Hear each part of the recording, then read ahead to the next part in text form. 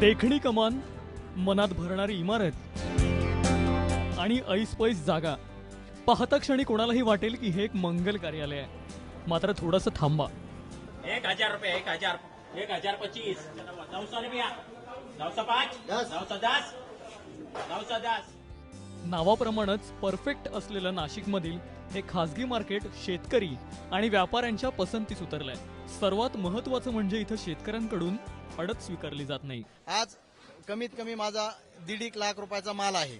मालाची विक्री अतिशय चांगली झाली आणि समजा 1.5 लाख रुपयाचा माल 7% जर घेतलं तर माझे 10-12 हजार रुपये वाचले.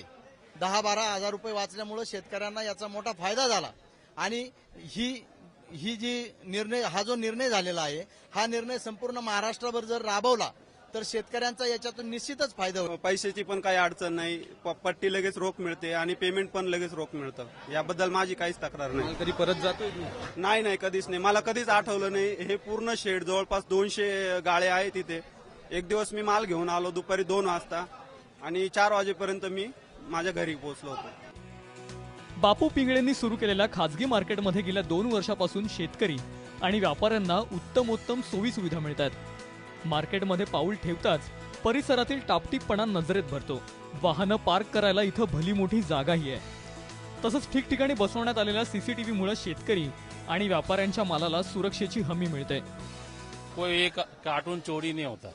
रात भर रख दो, रात से रखा सुबह तक रखा रहता है. एक बॉक्स कभी आज तक चोरी होता ही नहीं इधर.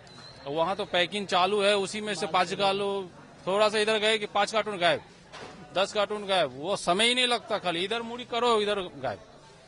तो इसके वजह से आदमी सेफ्टी हो रहा है. यहाँ सेफ्टी है. एक बॉक्स क्या, एक फल कोई हाथ ही नहीं लगाता.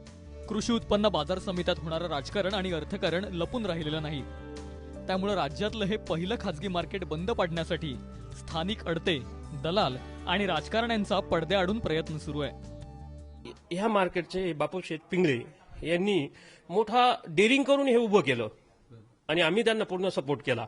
हा रस्त्यावर जे कांदा टोमॅटो फेकून देतो कधी कधी 2 रुपयांनी 3 रुपयांनी व्यापारी घेत नाही, तर मी खात्री देतो का जर गव्हर्नमेंटनी जर सहकार्य केलं तर आम्ही 10 रुपये काय 15 रुपयाप्रमाणे आम्ही भाव देऊन माल खरेदी करू. बाजार समित्यांची मक्तेदारी आणि व्यापारी दलालांची साखळी मोडून काढायची असेल तर राज्य सरकारने पर्यायी व्यवस्था म्हणून अशा खासगी बाजार समित्यांची साखळी उभी करणं ही काळाची गरज आहे. सागर वैद्य, एबीपी माझा, नाशिक.